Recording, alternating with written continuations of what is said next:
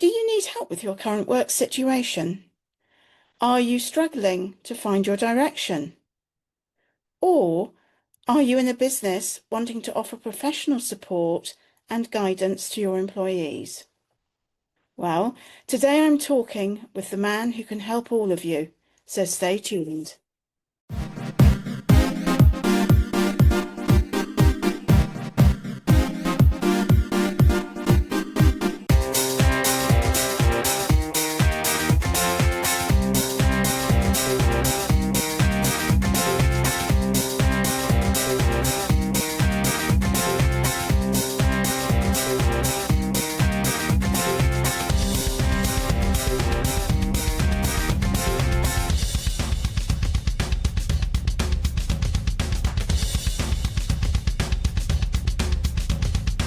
Hello and welcome back to Alison McQuinney podcast, where we have conversations about business and well-being success. And today, a very warm welcome to my guest, Michael Laws. So after a successful career in the recruitment industry, Michael decided to retrain and qualify as a careers coach to support people and businesses gain clarity and understanding about themselves and their staff, challenge their preconceptions, and take a fresh look on how to move ahead. He set up his own business, Realign Your Career. Michael, a very warm welcome to you. Thank you. Thank you very much for having me. Let's dive straight in. Realigning your career. Now, that's not just about changing jobs, is it? No. Please tell us what it's all about and also what you offer too. It's a process by which you look at your career prospects, your intentions, and align them to your greater life purposes, your passions, what makes you tick, to enable you to find the career choices that sustain you over time. So you're not bouncing in and out of different ideas, which I have in my working life quite a lot, bounced from one thing to another until I really found my sort of true vocation, which is this. But Lovely. many years in recruitment before that taught me the kind of the nuts and bolts. But realigning your career is a personal journey. It's very much a kind of personal development exercise to look at what it is that you're believing about yourself, which is unlikely to be true, is likely to be quite negative, and preconceptions really on what you're capable of and who might want you, and just looking at a way of aligning your career to you in your life. So they're not separate things. It's all part of our life and a big part of our lives. It needs to be a good fit. Mm-hmm. Which categories of people and businesses do you help, and what are the challenges of each category, and how do you help? Okay, well, on the business side, I work with SMEs, really. I'm not a corporate person in that sense. I used to be in corporate, but it's not for me. I want to work with small business where they have usually close-knit teams. Now, in that respect, I work with a business where they may be having some bumps, and there may be somebody within the team who's underperforming, who's just off their game, but they're actually really concerned about their well-being because they are these smaller teams. And I will work with that individual with their consent to offer them some sort of independent coaching, really, to look at what's going on for them. Quite often it's a small bump in the road at work, maybe a misunderstanding with a colleague or with their boss, something that's thrown them off a bit, really. And often it's something going on at home. It might be something within the family, it might be an illness, some sort of pressure, and they don't want to talk about it in the workplace. It's that bittersweet thing of a small company and a small company team where you'll know each other very well, you'll get on with each other very well until you don't, and then it actually has a bit of a price on it of like, I don't necessarily want to go in and talk about my partner's issues because we all know each other. And you know that person as well, and possibly socially, and it's very personal. But of course, we can't always leave these things entirely at home because they impact us. Our work and our life is all one. So these things do impact at work sometimes, and the people who retain me are those that are struggling to resolve it. They want it resolved on all levels. They don't want to be escalating anything. They don't want to be having to draw in some sort of HR presence. And often just by me talking to that person over 2 or 3 coaching sessions, I can resolve it with them. Most of the time it is just straightforward, simple things that I encourage them to actually step forward and talk about it. If they really don't want to, I will offer to do that on their behalf. And then we'll sometimes hold meetings under either circumstance where I'm at those meetings or not, depending on what everybody wants. Incredibly resolvable quickly and easily for me. It's just I'm removed from that setup. So it's easy for me to do that and resolve those issues before they can escalate. And the other service that I offer is redundancy coaching, where small businesses are now facing increased costs. They are now looking at cost savings, and of course, staffing is incredibly expensive. One of the biggest costs, if not the biggest cost to a business.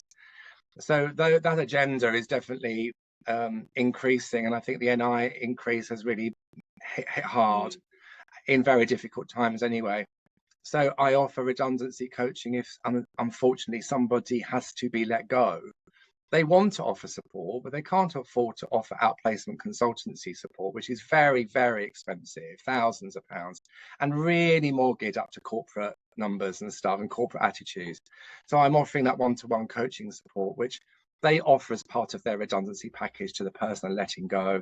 It's £1,000 or just under £1,000 worth of coaching value. So it's not a biggie, but it does allow them to offer that level of support to that person, which they are usually very sad to see go. And they want to support them. And then I work with them very much as a private client. Once that is done, the only difference is that the organisation is paying my fee, and then that person leaves the employment and they become like any other private client for me. And I don't really have any further contact with that organisation in that respect. Is that the full range of services that you offer? Yes, I mean, in terms of the coaching that I offer, it's invariably a coaching package. And that coaching package is very much on the personal development side, initially looking at how you are, how you're feeling, how you're doing. And make no mistake, when someone's been made redundant, they're usually a pretty low ebb for even if they completely understand the rationale behind it, it still hits hard and it hits home. So there's work for me to do with them to build their confidence back up. Some people have not been in the job market for years when it happens, and they've got no idea how to navigate any of it, what to look for and how to do it. So a lot of it's about building up confidence and self-esteem and motivation and looking at those issues that get in the way, much as I was saying before, really, about the realignment process. And then moving them into how do we get you a great CV? How do we get you to do brilliant applications and outstanding interviews? And that all comes from attitude as well as technical ability. Tell us about your social impact offer. Well, that is an offer that before I did this full time, I was doing this part time alongside working for a charity where I worked with the charity's beneficiaries from an employment perspective to support them to get into work. The only criteria really for them was they were unemployed. People had to be unemployed. It's a veterans-based charity, but it wasn't exclusively veterans, but they had their part to play in the people I was working with, which can create its own challenges, to be honest. So it's a bit of a leftover from those days. When I left that organisation, I started to do this as a commercial organisation.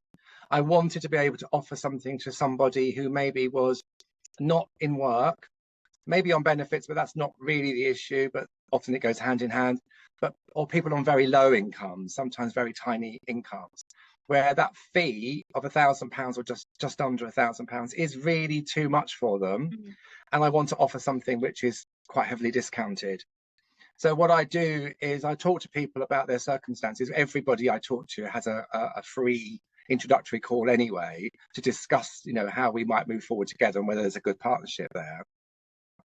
And if I feel with that person that the drawback is really money, I will explore with them what their finances are. And if they're saying, look, I don't have an income, I don't have masses of savings, I'd love to do this, but it's really difficult for me, I will draw their attention to the social impact page on the website, which is basically just a way of saying, if you're under those circumstances that I've just mentioned, then I will discount that fee quite considerably, and I do by hundreds of pounds.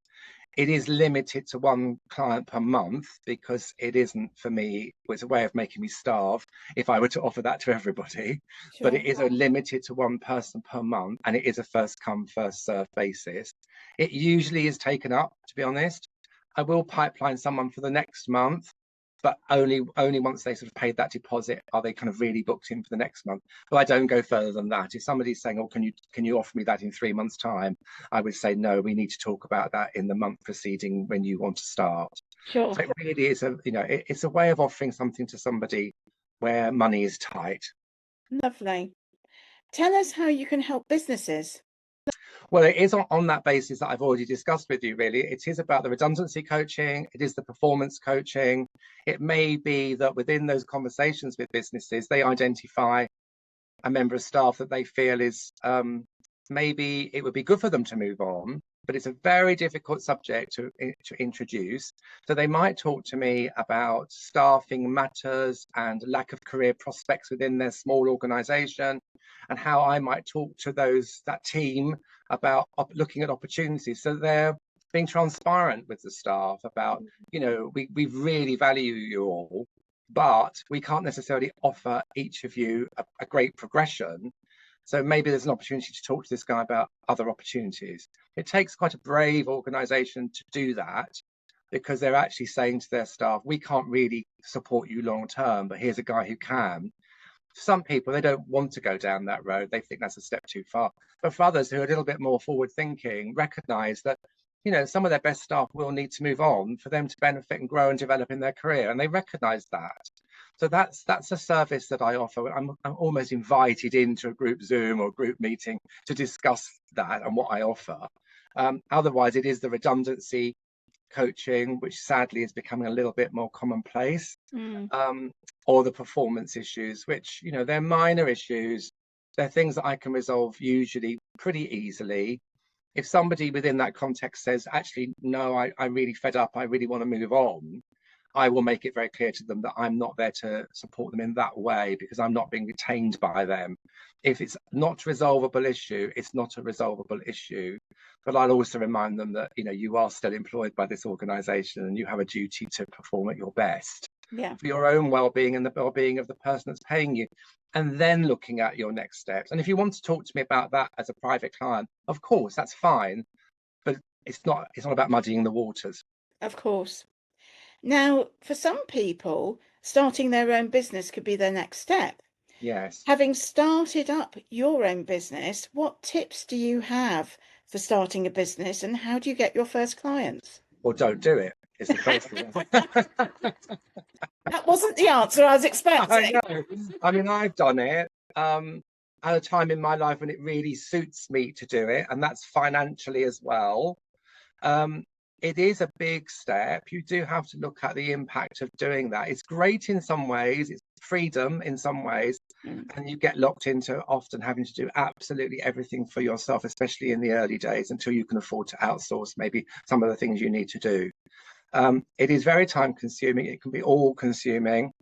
It can be very rewarding, and there is a sense of freedom and flexibility with it, which is sometimes a bit of an illusion. I remember years ago I was freelancing, thinking, oh, it wasn't running my own business. I was freelancing and had sort of consultancy work, but thought, oh, this is fabulous because I'm free. But actually, I've worked even more hours trying to kind of keep the clients satisfied, if you like. So it can be a bit of an illusion. But I do think it's a great way to go for some people and not a great way to go for everybody. Some people absolutely want and need that salary.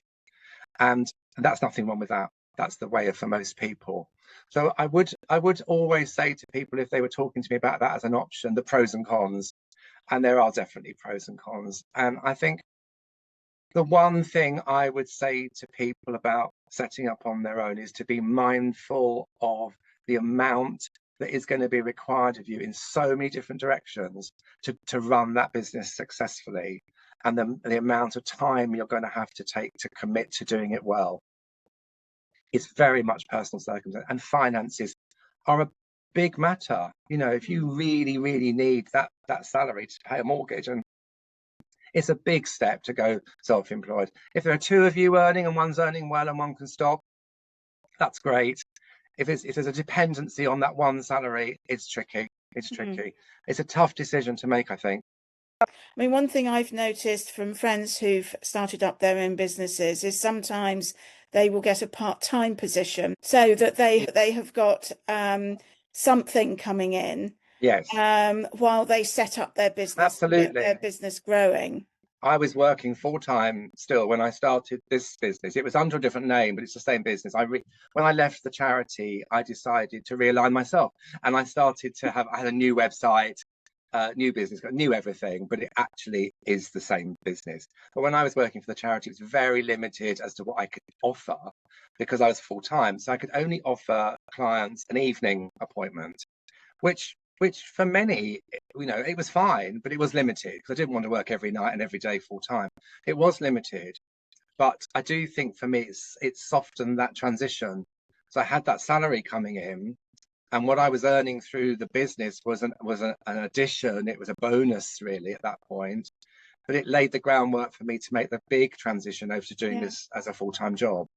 And Yeah. I think it's a really good, if you can manage to do maybe a couple of days a week for an organization, and it allows you, say, another 3 days a week to build your business, I would say it's a really great way to do it. There will inevitably be a tipping point where you're aware that you can't really afford to spend 2 days a week outside doing something else, and that's your tipping point, and you have to look at then the financial implication of giving up that 2 days or one day of it. But it's a really good way to start if you can manage to get some sort of part-time job, which is Yeah. not always easy. I had the option of having a part-time job when I left, and I decided no, I'm ready to go. Mm. I'd planned it for quite a while. And what tips do you have about getting clients, getting business in? There's a lot of business. I do a lot of business development work. My clients are with me for 2 to 3 months. It's quite a quick, turnover. Therefore, there's a churn all the time about bringing in new business. So I have an online presence, predominantly on LinkedIn, where I'm sharing quite a lot, both to some degree personally and professionally, mixing it up a bit. Um, I think for me, LinkedIn is the most useful because Mhm. it's to do with work, it's to do with the economy, it's to do with jobs, it's to do with, there's lots of issues on LinkedIn that align to careers support. I do some work on Facebook. It's not the main thrust, and I've tried other ones which really haven't paid off. I've tried Instagram, but for me, I'm not an Instagram sort of business, I don't think, and it hasn't really worked. So I've focused on LinkedIn in the main. So I do quite a lot on there, spend quite a lot of time on there. There's a lot you can do to promote yourself on LinkedIn, and it is not quick. It really is not quick. Mm. And it takes time to get results. And it's ongoing. It's just completely ongoing. So there's that. Networking absolutely has become a big thing for me. I didn't do much of that in the first place. I started doing online networking only because it was easier, like we are now, dressed from the waist up. It's easier than getting up and getting out there. But actually, really, when you go out and you meet people, it's a lot more powerful than being online. The breakout rooms on online meetings are really handy because you get put into like six people in a, 4 people in a group, and you can really Mm. chat for a few minutes. I find it really great. But going out and meeting people, I think, is important, probably essential to building those relationships. And I joined the Chamber of Commerce, and I also joined the Federation of Small Businesses. And Likewise, between the yeah. two, yeah, I think that's where we met, wasn't it? The Federation. The FSB, yes. Yeah, yeah. And that's been more online than face to face. But the Chamber of Commerce has been a lot, very much on face to face stuff, where I've met great people, and you start to remember people for what they do. I mean, the other day I signposted somebody I was talking to an HR contact that I've made through the chamber. Mm. And she came to mind just like that because, oh, yeah, I do know someone actually. Because you just get to know certain people more, but you have to keep on attending, you have to keep on showing up. And it can be a bit daunting when you start, but actually, once you get past that initial nerves, I think they're sort of pleasure to be at. Yeah. It's a double-edged sword, because the more you get to know people, the more you gravitate to those that you know in the room. Yeah. But then you have to pull away and go, well, actually, I'm here to meet new people as well. Yeah. So there's a different thing going on with that. But I find the networking and the online presence and that general marketing, general sense of making people aware of what you do, your personal networks as well, just making sure people remember what you do so that they can think of people that everybody knows somebody that's unhappy at work. Yeah. It's having them think of you when they're having those conversations, really.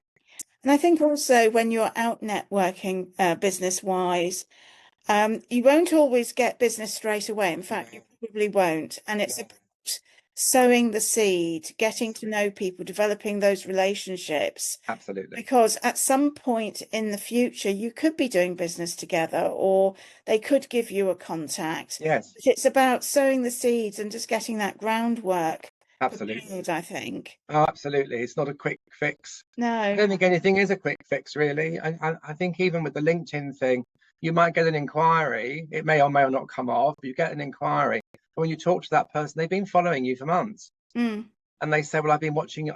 They've been watching you rather than engaging with you mm. in the background, which is a lot of people operate that way. And then one day they suddenly think, well, this guy has a consistent approach, or this guy speaks my language, or this guy is saying something that resonates for me, and it has been, I'll message him. So even that's a lot, it's all a long game. It I is a wouldn't long say game. it's all a long game. I would not say expect to be getting business on a new business very quickly. No. But I think also if you have a social media presence, people feel as though they're getting to know you. Yeah, And sort of if they follow you, and particularly if you do videos, a mixture of videos as well as the written, as yes. well as pictures, people feel they get to know you, and therefore that makes you more approachable because they Yeah, I feel they think, know you already, even though they yeah. don't. I mean, certainly where I fall down on this is the videoing. I am not particularly techie. I don't really enjoy it, and I tend to shy away from it and then think my objective is to do videos next month. Then I find at the end of the month I think actually I haven't. So there's that thing for me constantly about developing and looking at things like running my own podcast like you are, looking at at the moment I'm working with a university to look at how one of their student programs might support me in my sort of marketing development. Having that broad brushstroke Mm, look at your business and where you're heading all the time, focusing on the bigger picture and what else I can do to promote myself and get out there. So it is an ongoing matter. Say I'm not a technical person at all. I'm a dinosaur when it comes to all this. But at the same time, I find it interesting. I'm not great at it, but I'm willing to learn. And that's really important. I think you've got to be very open and flexible to what you need to learn to develop a business these days. But it's not quick stuff for me either. no. There's stuff that I want to do that stays on a long list because everything else takes over and you're firefighting so much as you develop and the clients increase, hopefully, which they have for me. Therefore, you're managing a diary, and some of the bigger things they sit there, and then you think, "Oh dear, that's 3 months, and I still haven't moved forward on that." But they're big topics, Mm. and if you're not very technical, they're even bigger topics. I'm So I'm not particularly technical either, so I'm at very entry level in all of yeah, this. yeah, me Sure too, you. me too. I've failed at more Excel training courses in my working life than anybody else I know. They used to say, like, everybody in the room happy, and I go, no, and they No. go, then carry on. Why are you asking? You don't want to stop, Yeah. I'm that person really. But I find it fascinating, a lot of it.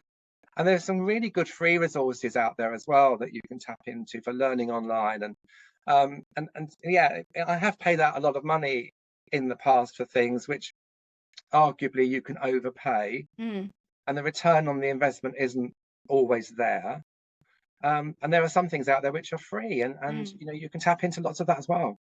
Quite often I will Excellent. go onto YouTube if I don't know how to do something Yes, and just type in, how do I do this? yeah, absolutely. And It's a mine invariably of someone has information. done a film on how you do that. Yes, I agree. There's a lot of stuff out there. Sometimes I find it very technical in the way that it's being spoken about, and I don't follow it. I was at an event yesterday online, and there was a guy talking about his business, which was very, very, very techy. And we happened to go into a breakout room, and he said to me, "Oh, hi, how was that for you?" And I said, "I have to be honest with you, I didn't understand anything that you said." It was, and the thing was breaking up as well. And I was just sitting there thinking, I have no clue. And other times, yeah, you get it. Yeah, It's all a learning. yeah, You've got to be open to your own development. absolutely. Absolutely. And I think also in business, if there is an area that you're really stuck on and you think, I'm not going to be able to grapple with this, there's always somebody out there who you could perhaps hire to help Yes. you with it, if that helps you move past Yeah, it. it's a balance again, isn't it, between overspending, Yeah, underspending, and knowing what's the right kind of investment for you yeah, with your finances. And that's part of the game, is balancing the books, yeah, being able to look at your finances, look at your projections, and go, yeah, I can afford to spend a bit on this as an investment. Or right now, no, I don't feel comfortable. I need to pull back for a couple of months. And that's all part of the journey. Yeah. We've covered a lot of ground here. Thank you so much for your input. Have I missed anything out that you would like to cover? Um, I think only that on the personal development side, most of my business still remains on the private client side. Anybody that you are or you know that is struggling in any way, you can signpost them to me and I'll have that free introductory discovery call with everybody.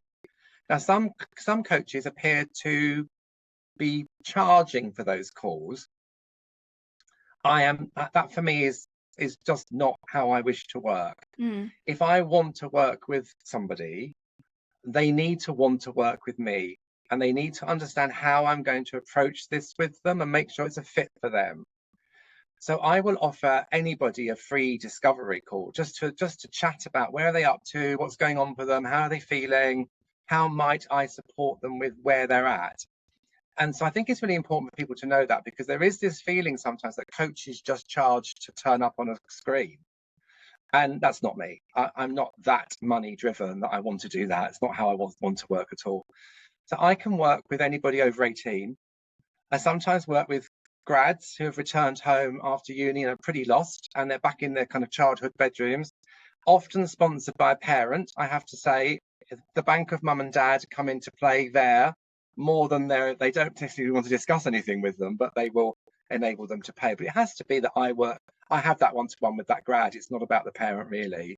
They've got to want to do it because the whole service is about that person and I, and it's confidential. So again, the parent might be paying or somebody might be sponsoring them, but that's not about me talking to them about it. It's a confidential two-way process. Mm. And apart from that, I'm working with a range of people of working age, whatever that means anymore.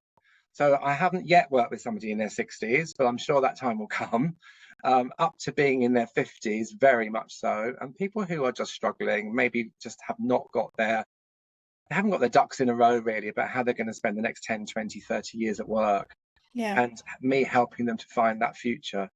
And it can be anybody really. I have a great interest in men's mental health and supporting men. I mean, the suicide figures in this country are appalling. Yes, they So are. it's really scary. And when it comes to young men, it blows my brain that you can be 20, 21 and think that's an answer. I know how I was at that age, and it was like work hard, but very much play hard. And for me to think of somebody at that age who's that desperate, Mm. particularly around lack of work, I find that really troubling. But the other group is definitely men in their 40s, is another huge statistic. And those guys definitely they don't open up easily. And I'm not saying everybody I work with is suicidal. I'm not saying that at all. But as a client group, they're quite hard to penetrate because they're the least likely to step forward and say, I need support. So it is for me a flavour of where my intention lies, and some of my posts will indicate that. But I work with anybody and everybody across the board, gender, age, whatever. So I'm really open to hearing from people who just want to have a chat. And I think also, particularly sort of in the type of work that you're doing, if somebody is feeling depressed and suicidal, you could be such a powerful answer to them, such a powerful support to give So, them hope. yeah, and also I am very aware of my boundaries. I'm not a counsellor. Yeah. So if I'm not a therapist, so some of my ways of working have sort of therapeutic roots because I have trained in those areas, but not qualified as a counsellor. And I've worked a lot as a volunteer within an organisation which is all about personal development over 20 years. So lots of that methodology is in my style of coaching.